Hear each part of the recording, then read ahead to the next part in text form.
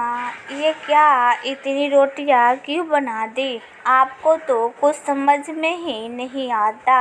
अब ये सारी बर्बाद होगी। कुछ तो सोचा होता। इस भीड़ भाड़ में कौन खाएगा ये रोटी?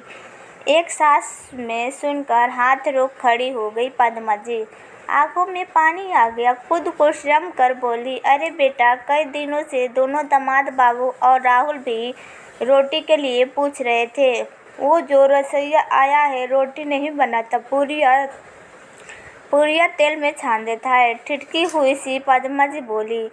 तो सोनम फिर बोल पड़ी, माँ अब बस करिए, कल पोते का उपनयन संस्कार है। पूजा की तैयारी नहीं देख रही, बस पेट पूजा ही देखिए। बहू की कड़वी बात सुनकर पद्मा जी के आंसू आ गई। आंचल में झटपट आंखों को पोंछकर कमरे में चली गई कि कोई रिश्तेदार देख न ले।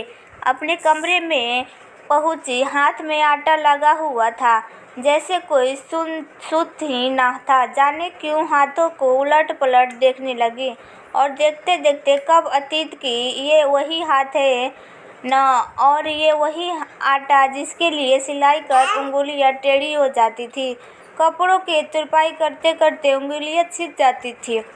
पति की रोड दुर्घटना में मृत्यु के बाद कैसे 3 बच्चे को लेकर अनाथ सी हो गई थी। ससुराल में सास ससुर पहले ही ईश्वर के प्यारे हो गए थे। बहुत पढ़ी लिखी भी नहीं थी, हाथ में सिलाई का हुनर था। बस बच्चों को मुरझाए चेहरे देख विधवा के परवाह को भूलकर लग गई अपने कामों में। शुरू में मोहल्ले के लोग के कपड़े सिलते शुरू किए। धीरे धीरे काम अच्छा चलने लगा, लेकिन हाथ घायल हो गया। उस घाव में इतना दर्द नहीं दिया कभी जितना इस सिलाई के दम पर बच्चों को पाला। सिलाई करने के बाद जब बच्चों के लिए रोटियां बनाती तो आटा तक नहीं गूंद पाती थी, बेटी से गूंदवाती थी। फिर जब रोटियां बनती तो तीनों बच्चे बड़े मज़े से खाते। खासकर राहुल कहता, माँ तुम्हारे हाथों की रोटियां अपने इन्हीं हाथों से अपने बच्चों को पाला। सिलाई तब तक करती रही जब तक राहुल को अच्छी सरकारी नौकरी मिल गई। राहुल ने मेरे दूध का कर्ज तो बहनों को औकात से ज़्यादा बड़े घरों में, इसलिए तो बहू की कड़वी बातें खुद ही सुन लेती हूँ कि बेटे को कोई तकलीफ ना हो। अपने पिता के जिम्मेवारी निभाने में भी एक शिकायत तक ना आई उसकी जिह्वा पर। उल्टा, लेकिन जाने क्यों आज बहू के बातें दिल को इतना दर्द दे गया। शायद रोटी की बात थी, शायद माँ और बच्चों की भूख के रिश्ते की बात थी, शायद उन मजबूरियों की याद दिला गई जब बिना एक कमीज सिले रोटी का माँ माँ कहा हो आप। राहुल की इस पुकार से पद्मा जी अतीत की गहराई से निकल आई। हाँ बेटा, यहाँ हूँ, और कहते हुए झटपट अपने आंसू पोंछ ली। माँ, आज रोटी आपके बनाई थी क्या? बहन मीठी? हाँ माँ, सच में बहुत मीठी है। उनके दोनों दामाद भी कमरे में घुसते हुए बोल पड़े। पद्मा जी मुस्कुराने लगी और बोली, राहुल, तुम्हें कैसे पता चला कि रोटियां मैंने बनाई थी? माँ, उस रोटियों की मिठास से उतनी खुशी थी कि पद्मा जी का जैसे सारा दर्द गायब हो गया।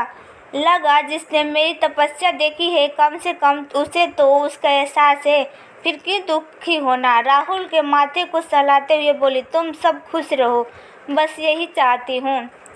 अभी घर में रस्म रिवाज का सिलसिला शुरू हुआ ही था कि सोनम की माँ और भाभी आई। सोनम की माँ को कमरे में ले गई। कमरे में सोनम की माँ उर्मिला जी ने बैग में गोंद के लड्डू निकाले और बेटी के हाथ में थमाया। लड्डू देखकर सोनम उछल पड़ी और जिद करके माँ से कारण पूछा तो उर्मिला जी बोल पड़ी, बेटा, कल तुम्हारे भाई से कहकर लड्डू के लिए सामान मंगवाया तो तुम्हारी भाभी ने कितनी सुनाया। कहने लगी, आपको जब देखो खाने बनाने का सी शौक लगा रहता है, अब राम का नाम लिया करो माँ जी। इतना कहते बेटी के सामने फफड़ा रो पड़ी। सोनम थम से बिस्तर पर बैठ गई।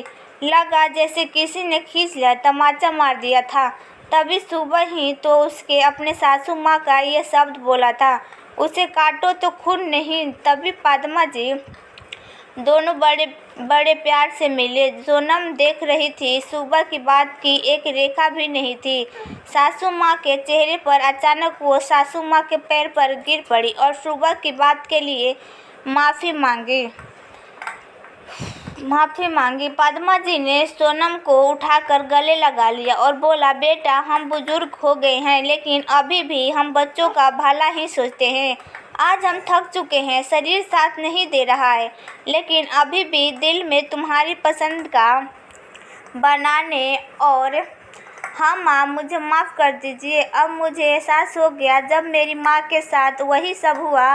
पद्मा जी और उर्मिला जी ने सोनम के सिर पर हाथ फेरते हुए कहा। तभी, अरे अब सब चलो भाई, पंडित जी बुला रहे हैं, हल्दी वाले रस्म का समय हो रहा है। सभी मुस्कुराते हुए उठे। राहुल ने माँ को देखा। उनकी आंखों में एक प्यारी सी चमक थी जो पहले कभी नहीं थी।